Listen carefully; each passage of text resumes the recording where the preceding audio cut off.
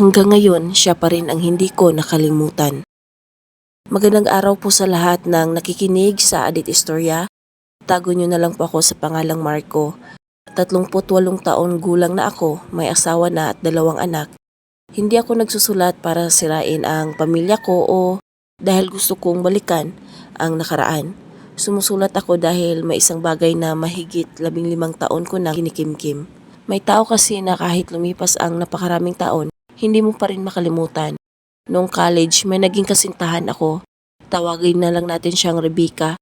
Hindi kami mayaman pero masaya kami. Siya ang unang babaeng pinangarap kong pakasalan. Kaso dumating ang panahon na kinailangan kong ibang bansa para suportahan ang pamilya ko. Nangako kaming hintayin namin ang isa't isa. Pero habang nasa ibang bansa ako, unti-unti naging mahirap ang komunikasyon. Noon, hindi pa uso ang video call. Minsan isang text lang sa isang linggo, minsan wala pa. Hanggang sa isang araw, bigla na lang siyang nawala. Hindi na sumasagot sa tawag, hindi na nagre-reply sa mga mensahe. Kasi kahit sulat ko, wala nang tugon. Nasaktan ako pero inisip kong baka may iba na siyang mahal. Kaya pinilit kong tanggapin. Pagkaraan ng ilang taon, umuwi ako ng Pilipinas. Hinanap ko siya sa dati naming lugar. Wala na sila roon. Lumipat na raw ang buong pamilya. Wala akong paraan para makita pa siya. Sa paglipas ng panahon, nag-asawa na rin ako. Mabait ang asawa ko at mahal ko ang mga anak ko. Hindi ako nagkulang bilang asawa at ama. Pero may mga gabi pa rin napapaisip ako. Ano kaya ang nangyari kay Rebecca? Bakit siya bigla na lang nawala? Galit ba siya sa akin? O may nangyari bang hindi ko alam? Hindi ko hinahanap pa dahil ayokong guluhin ang buhay naming dalawa.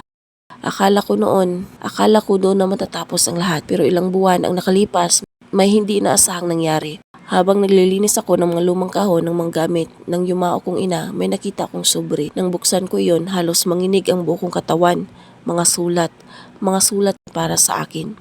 Lahat pala ng ipinadala niya noon ay hindi na ibigay sa akin. May isa pang ang sulat na nagsasabing ilang buwan siyang naghintay sa pagbabalik ko. Ipinaliwanag niyang hindi siya ang tumigil magmahal at mas masakit. Nalaman kong ang nanay ko pala noon ang humarang sa relasyon namin. Ayaw niya kay Rebecca dahil mahirap lang daw ang pamilya nito. Itinago niya ang lahat ng sulat at sinabi pala kay Rebecca na may iba na akong babae sa ibang bansa. Habang sa akin naman sinabi niyang si Rebecca ang unang nang iwan. Pareho pala kaming niloko ng pagkakataon. Hindi ko alam kung iiyak ba ako o magagalit. Mahigit 15 taon kaming nabubuhay sa kasinungalingan. Sinubukan kong hanapin sa social media. Wala akong makita. Habang isang araw, may dating kaklase kaming nag-message. Sinabi niyang matagal na pala akong hinanap ni Liza noon. Pero huli na ang lahat. 3 taon na pala siyang pumanaw dahil sa sakit. Nung mabasa ko iyon, pakiramdam ko may bahagi ng puso kong tuluyang namatay. Hindi dahil gusto kong balikan siya, kundi dahil hindi man lang kami nabigyan ng pagkakataong malaman ang buong katotohanan habang pareho pa kaming nabubuhay. Ngayon, mas lalo kong pinapalaga ng pamilya ko, mas naging tapat ako sa asawa ko. Mas natutunan kong huwag hayaang may mga salitang hindi nasasabi habang may oras pa. Pero hanggang ngayon, kapag naalala ko ang mga sulat na hindi ko nabasa sa tamang panahon, napapatanong pa rin ako. Paano kaya kung hindi kami pinaghiwalay ng kasinungalingan?